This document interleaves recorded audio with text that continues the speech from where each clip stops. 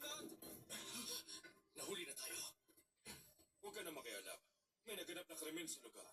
Hoy, sino ba kayo at bakit kayo nasa hardin namin? Ano? Hardin nyo? At nasaan kayo na mangyari ito? May away magkasintahan. Umiiwas yung babae sa lalaki dahil galit siya sa kanya.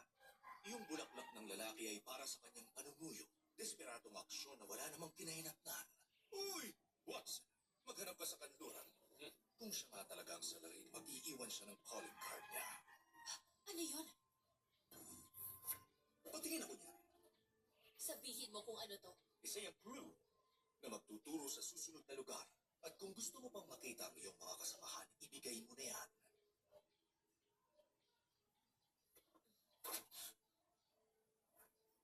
Number 9.